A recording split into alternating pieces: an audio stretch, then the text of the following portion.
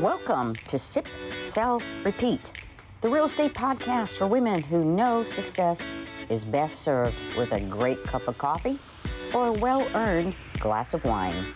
I'm Dr. Cynthia Tant, your go-to real estate expert, here to help you navigate the market with strategy, style, and a little bit of fun. Whether you're flipping your first property, scaling your portfolio, or just dreaming about your next big move, this is the place for you. So grab your drink of choice, settle in, and let's sip, sell, and repeat our way to success. Let's get started. All right. Good afternoon. This is Dr. Cynthia Tant with Sip, Sell, Repeat in real estate.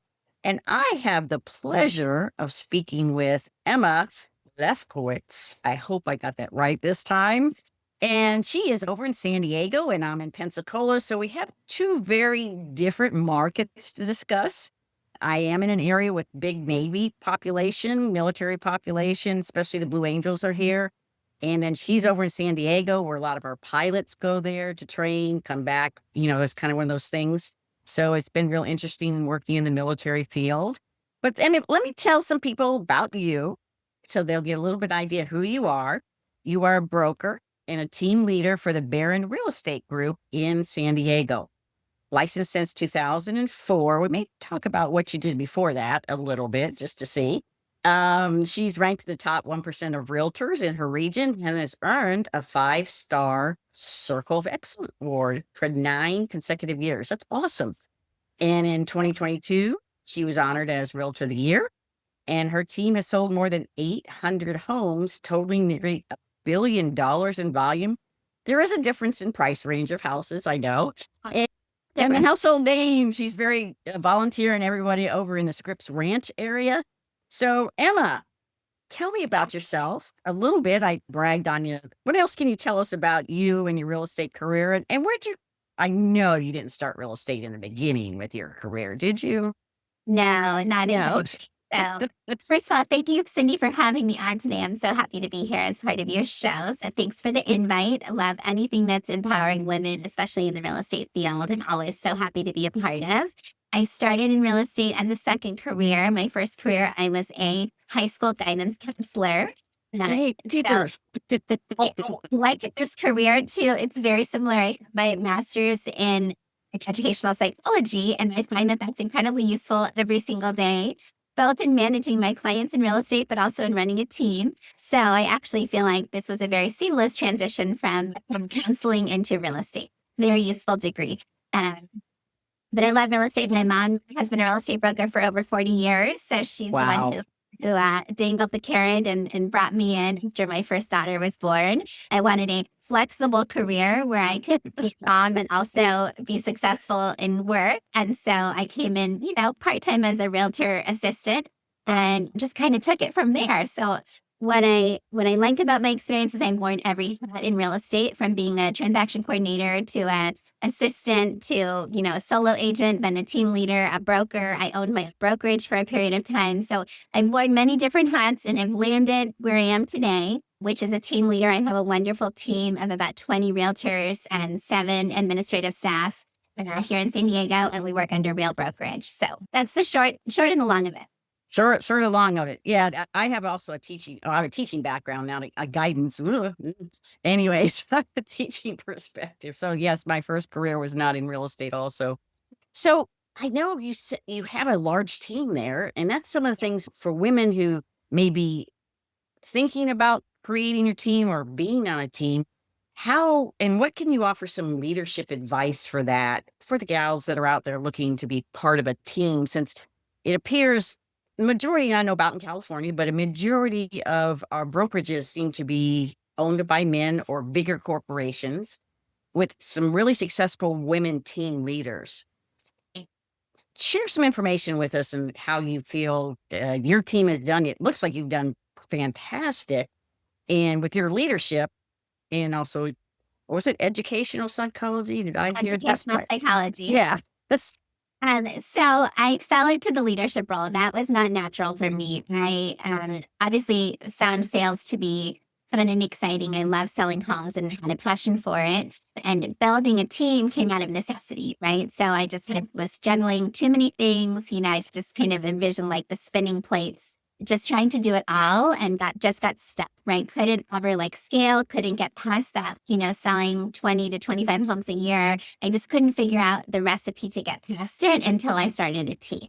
So it was really out of necessity in order to scale. I wanted to sell more homes and do more business. And so I made my first hire probably around 2010, 2011, somewhere in there, hired my first assistant, figured out how that worked. That took a minute. And then slowly grew into hiring a buyer's agent and then, hiring additional team members, because the only way that I was able to scale was to have more agents helping me and supporting. And from there, it has just been a windy road, right? It hasn't always been smooth, but I have learned a lot. I read a lot. I listen to a lot of books, Audible style, and tons of podcasts, just trying not to reinvent the wheel at every turn, trying to, learn from others who have done this in the past. I also have a business coach. I'm a huge proponent of having a coach, because honestly, there's no career in which you do everything alone other than real estate. So learned that in about 2013, signed up for Tone Fairy Coaching, and I've been in it ever since. It's been a life-changing experience for me to have a coach. And then also just, leaning into other leaders like yourself and other people in the business who've been doing it a long time, and finding out what mistakes they made and what were the keys to success, and then following them and trying just to follow the path of those who came before me. So it's been a definite journey. I've learned so much along the way. I still have so much to learn, and I'm currently reading the book on my desk right now is Talk Like TED, because I'm trying to learn how to be a better public speaker. That's my next skill. But I'm always learning, evolving, growing, because this business changes at least once a year, if not more. We get a whole new set of forms, a whole new set of rules, a whole new world. And so I feel like the biggest part of being a leader, and especially in real estate, is just to constantly be learning. There's so much to know and learn in order to be able to then teach and pass it on to my team. So that's my journey with my team. It's been evolutionary. And it's I found that thread within a lot in the real estate field, but especially with women, in that having mentors in your life. Yes. And realizing that you can't do it all, even though they expect us to do it all. And, have your family and friends and everything else, and still be that one person, go-to person. I like when you went like this, of wading through versus this, of exactly. Which is this market in real estate, and how it does take those turns all the way through, and having and being a constant learner. That's been my whole life too, being in academia and being a constant learner. And it's very interesting, and I don't know if you find this with your team members, that as being a broker and my agents and things that I'm working with, is that the ones that I have found in the past that are successful in this industry are the constant learners, the ones who are willing to step up to the plate, to have a business coach, to have a mentor, to attend conferences, workshops, or whatever, and to continue to grow. So I'm so happy that you've really, that's a huge point in leadership. And like now, okay, so our market this year has been interesting, because we really don't what's happening.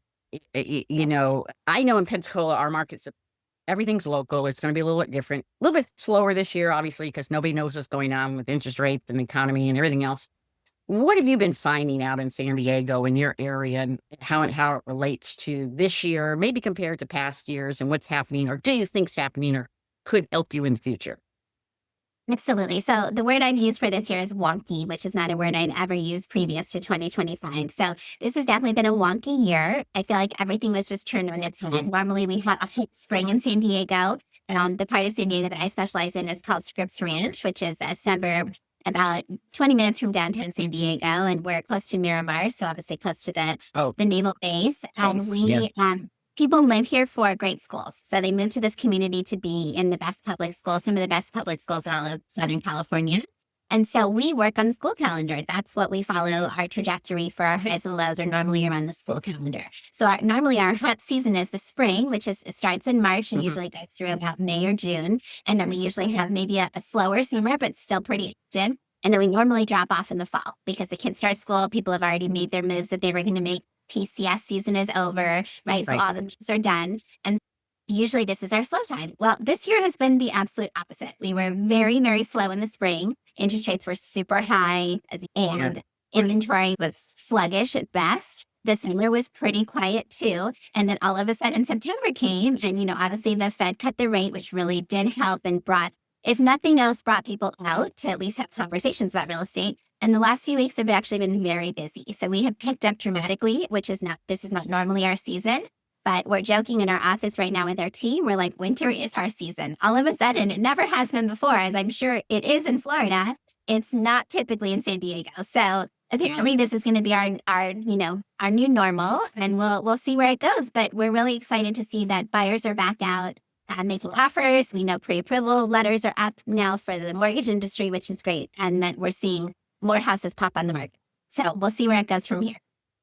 Yeah, well, I mean, California is like Florida from a sense that Southern California is different than Northern California, and the panhandle of Florida is different too than Southern Florida. So we actually, our season, tourist season and buying season is more summer versus down south, it's more winter because of the snowbirds and so, but I saw some crazy, I also involved in the B&B business in finding investors that are interested in the B&B or the long-term rental in our area, because our pricing is conducive to actually still showing some cash flow as a profit versus in other areas where they're not.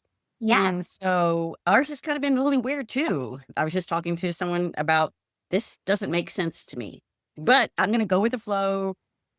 Got some new agents trying to figure out, okay, what are we doing here, and go from there. When you said earlier also about when you started getting into the field, you came on as a solo agent, is my understanding, right? And which everybody does. Not too many people come, but you start as a transaction. So you work with your mom, start with that. So you've got some experience with your mom, a mentor.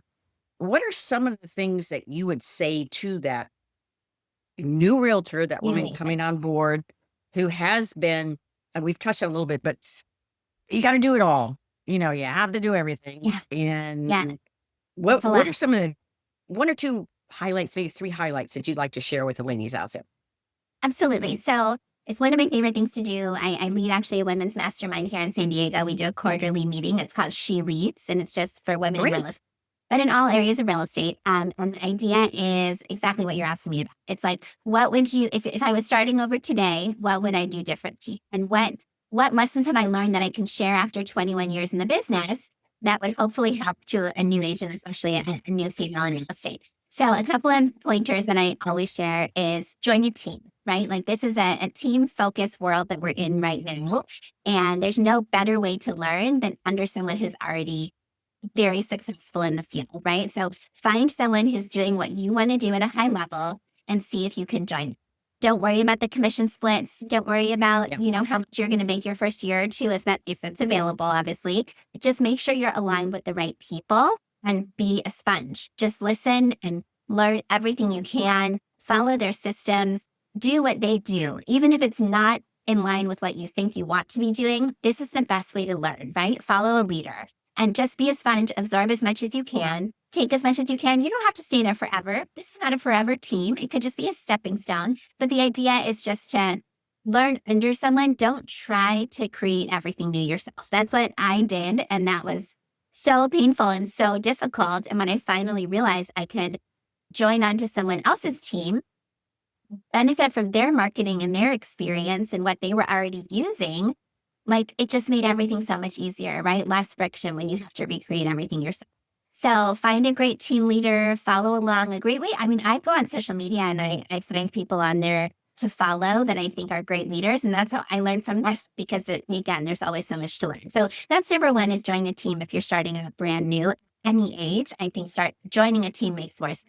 kind of once you've got your feet wet and you figure out the way, then of course you can change companies, change teams, do different things. But I think it's a great way to start.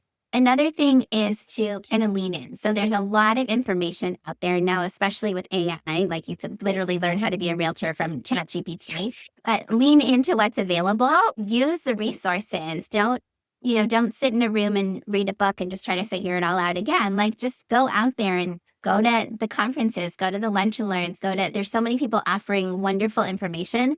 Even if you take a little something away, and I went to a workshop yesterday and just took like one little nugget that I will take now and grow my business with. I mean, there's always something to learn. So I just lean into all the opportunities. There's so much free information out there. And the more you know, the better realtor you'll be able to just, share that information that you learned with your future clients and be that much more knowledgeable and professional and have better skills than if you stayed at home and just read a book. So those are my takeaways for today.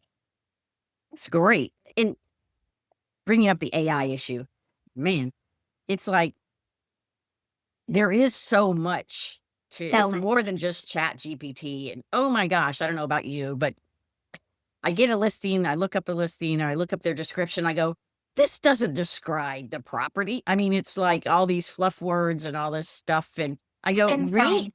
Vic, if you have AI print it out, or at least read it, right, before you put it up for everyone to consume it, because this, it's just a big, being an academic and reading so much in the past and just identifying like doesn't even make sense.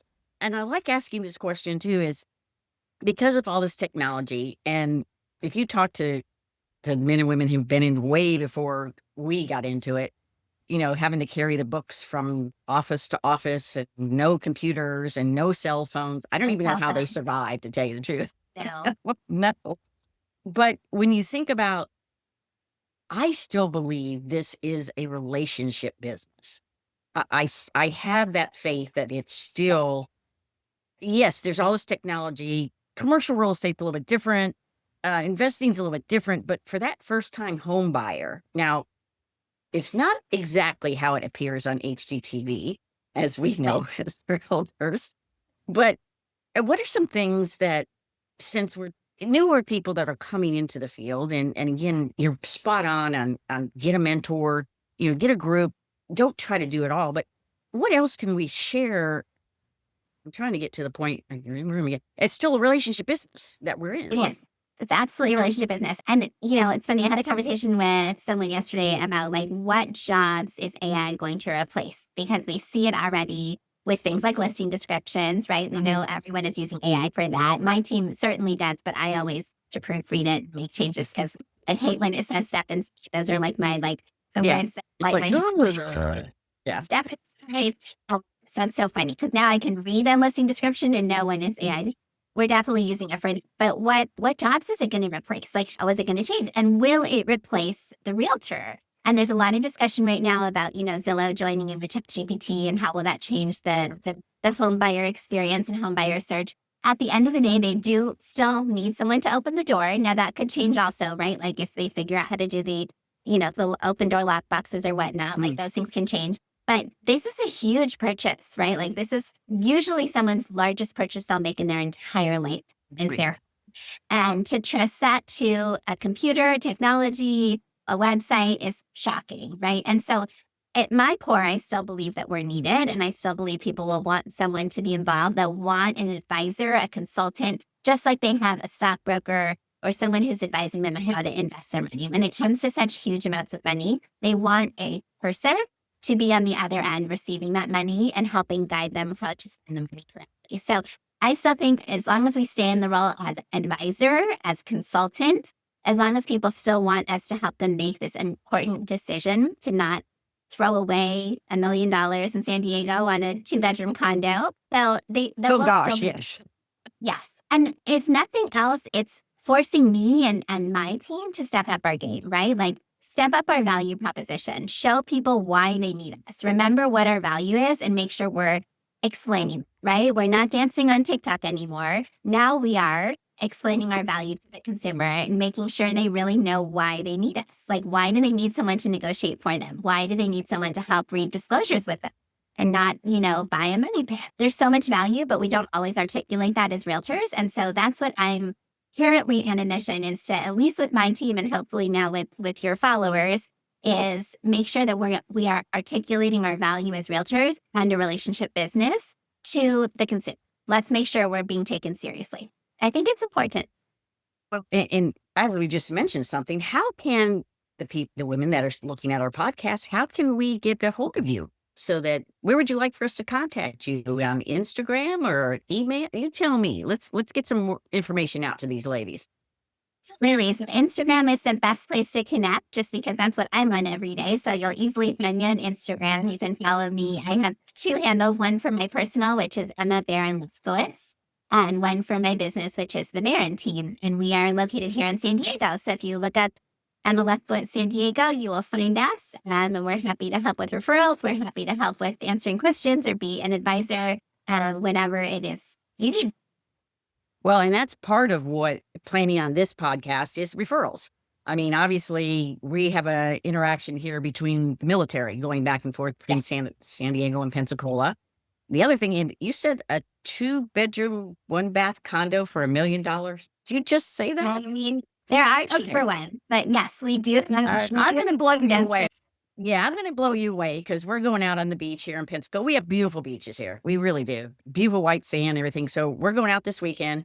Client, we're looking at between $1 to $1.4 million to spend. Full houses. Like, we're talking on the Gulf, not right on the Gulf, but across from the Gulf. When we looked at the other day was 1.4. It's a 5-bedroom, 3-bath house on the beach. Wow. That's bringing in $200,000 a year in rentals, so you're going to make your money. And it's like such a difference in the market. Now, again, we have our hurricanes that we have to put up with, which, knock on wood right now, on a wood desk, that we're having a very, very slow season this year. So there is different, but our insurance is like out of the world. I don't know how it is affecting you guys right now. It's different is reasons. insurance really go So expensive. so going up? Yeah. Let's talk a little bit about personally and your growth, and how are you managing family, friends? How are you balancing? Because I know it's a chore. Ladies, we Yes. do a lot. So how are you managing it and to run a successful team with your real estate business? Yeah. So I always joke, it's not really work-life balance. It's more work-life integration. So like bring I your like kids to that. work, right? As if you want to see your children, sometimes you have to see them while you're working.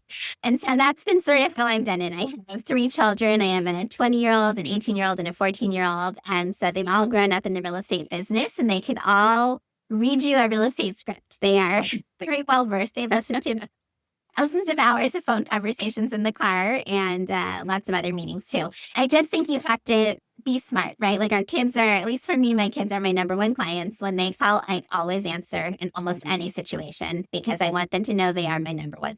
It's super important for me to make sure they're a priority for me, and as is my husband. And my children know that, so they know they can call anytime. Sometimes they take advantage of it, but the idea is just that if they need me, I am here. But I do work 7 days a week, and I do work almost every week of the year. And we do take off a couple of weeks in the summer and usually one in winter, but I work a lot. And then I'm able to take off hours during the day to be at their volleyball games or their cheerleading practice. Like, I can take off time to see what I want to see and be with them when I want to be with them. So for me, it's just integration. It's just making it all work. But they also know that I am home in the evening with them, because that's a priority for me. When they were younger, I did work in the evenings, and I have found that it just was not the best use of my time, because I was tired and the clients weren't getting the best of me anyway. So I try not to schedule nighttime meetings anymore. Weekends, of course. But I think it's all about finding what works for you and your family, and making sure that your kids are still a priority. Yeah. And for so many women, obviously, in spouses, partners, significant others are contributing also, depending on work. But I'd like that integration versus balance, because I don't know if you could ever balance it. I From a haven't been stand- able. Yeah. Yes. And talking with other realtors too, but your kids, were they involved in, since you said that they were in the car, but do you have them ever, are they interested in the industry at all? They're Or the older not. one? No. They all kind of want to do something different. This one is graduating college this year, and she wants to be a social worker, so she's going to go save the world. Really? Joke that one day she'll become a realtor because, and unfortunately, it's really hard to live the life she is accustomed to As a social worker. Yes. at least in San Diego. I don't know if that's going to be viable, but we'll see. She wants to save the world, so I love. She has a huge heart. My son wants to go into business. He wants to be an entrepreneur, so we'll see. There you go. And Lex, I mentioned real estate will be part of his future in one way or another. But what I love is that they understand it, right? Like they really do get real estate. They get the value of home ownership. They understand that you need to own your home and how to create wealth with real estate. Like they hear me say the same things over and over again. And now it is, it's just part of their life and they won't be able to ever know it. So. Well, and I got that advantage because most people that you speak with, their children may not have that entrepreneurial spirit. They may not be exposed to that. It's not, again, I spent many years in college that go to college, get a degree, which a PhD, go get a job, and yet, and then what am I doing for the past 25 years? Real estate, which didn't require a PhD at all. I'm sure having it helps you. And also, it does. It does. Right. Because people always want to know, why are you doing real estate? I said, why not? But it is a conversation piece. Let's just say that. Oh, funny story. I'll get off real quick. It's like, I hadn't been teaching for about 15 years or something. And the junior college said, hey, would you like to teach a stat class? I go, that was a little bit of my background. I said, okay. And so during the time, I was like, why am I doing this? It's just like $100 a week because it was a night class. I said, this is ridiculous. But it was a great lead source because I sold 3 houses. Oh my gosh. I didn't anticipate that at all because it was a night class and they were older adults that were in the class. Sure. And so, but it was like very interesting as that was not a lead source that I had thought about. But then I said, I am not doing this again. I don't care what kind of lead source. That's so funny. Because the student had changed so much. And this was 10 years ago. It was just very frustrating with being back in academia. And these are adults, but there just wasn't, and I can't even imagine today's world as far as being a teacher or when you being in the guidance arena and stuff like that, of the information overload that's coming at us. Absolutely. I know. It's just changing everything and making it, I think, very, very hard to test the students' knowledge, make sure they actually are understanding the information. I mean, you see it with high schoolers, like it is incredibly challenging. Like you're basically up against the clock with it. Just to think, use your brain. It's been a couple months ago or something, and a young man is in my office. He does social media, 21. He's 21 years old, just went back to school at FSU. Anyways, he was like, he even brought it up. He goes, I ask a question of somebody, a friends of mine, and before they even think themselves, they pull off their phone to ask. I go, oh my gosh. Yeah. And then in real estate, when we start thinking about it from a real estate perspective, like talking about us being there for that person. Yes. I kind of refer it to as a bicycle wheel with the spokes. I mean, Sure. Yes. Could you have somebody to go open the door or give the codes to? Yes. Could you, let's see, the home inspector? They can be called, it can be all set up like that. Or the termite or WDO or the lender. That could all probably be automated, but there are people involved in every one of those steps. Lots of people. And, yes. And who, like you said earlier in the very beginning of the presentation, of who will be replaced in this transaction, which is a scary thought. It is. Has there ever been a situation where, for you in your experience, that maybe it turned out poorly in that they left you, came back, something happened? I had this happen in an investment situation where they didn't take my advice, which was fine. Right. That was their choice. And then it came back to bite them. Hey, ever have anything that has happened to you that you could that you'd be willing to share? I definitely had clients who chose not to follow my advice or who even chose not to work with me because maybe there was a cheaper option, a rebate Yep. company, a discount Yep. brokerage. And they said, you know what, we really need to save every penny right now. We can't afford to work with your firm. So we're going to go ahead and use this discount brokerage. And then Yeah. years later, it always is like full circle, right? The circle. Later, come back and say, gosh, we really made a mistake using that brokerage because we just didn't have any guidance. We made a poor decision on the home that we purchased. We really wish we had just waited it out and worked with you or whatever the case may be. There's been multiple, unfortunately, none of them pop into my head right now, but there's multiple over the career that have happened where people have come back and said, we wish we hadn't tried to save a couple dollars and we had just continued. My favorite, here's a good one though. Most recently, I sold a house. I took a listing of a home that I had previously sold and represented the sellers. And these folks had bought the home with a different agent. And then 5 years later, when it was time to sell, they called me. That to me is the hugest compliment, right? Like they came back to me and said, you know what? We bought the home.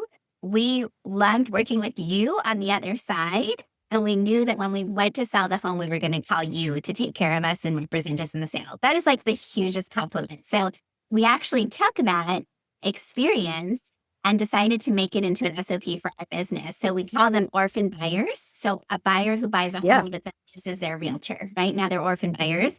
And then we start to communicate with them and stay in touch with them and add them into our database or, send them our monthly newsletter so that they feel connected to us because maybe they're no longer connected to their realtor.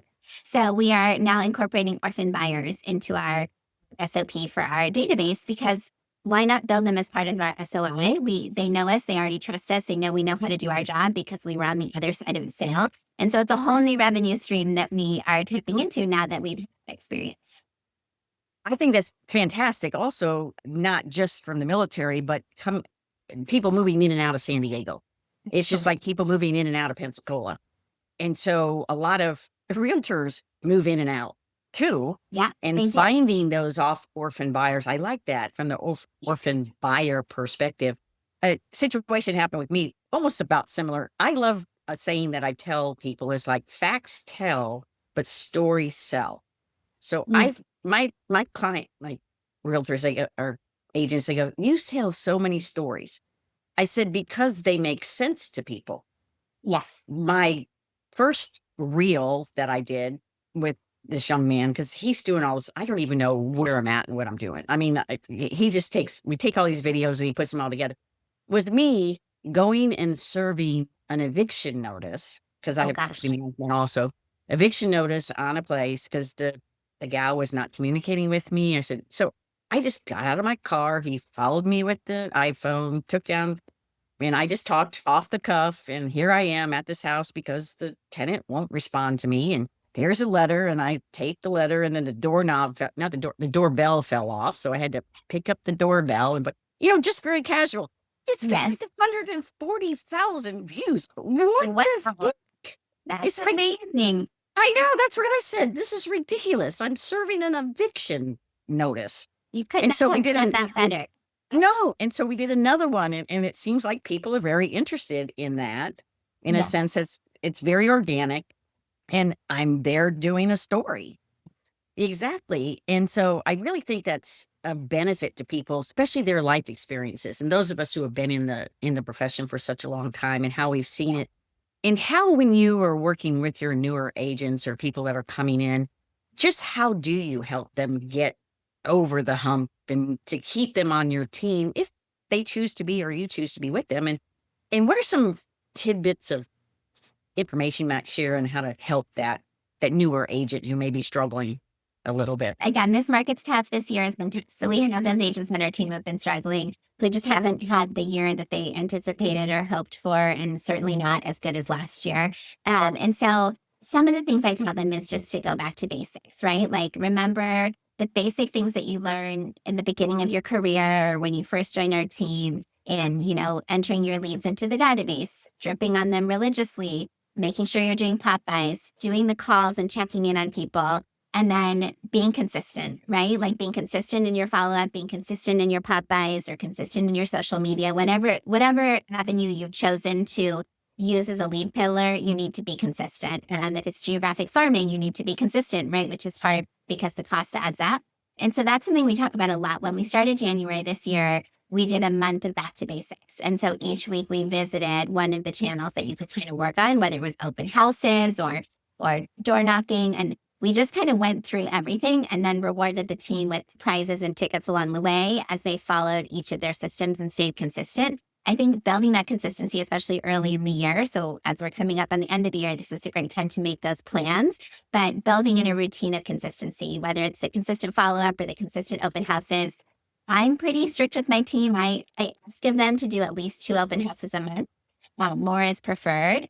But the more they're out in front of buyers, the more opportunity they'll have to convert them into clients. And so open houses for us is huge. That's where the buyers are right now. And maybe they don't want to sign a buyer broker agreement. So they go out by themselves and look at open. Mhm.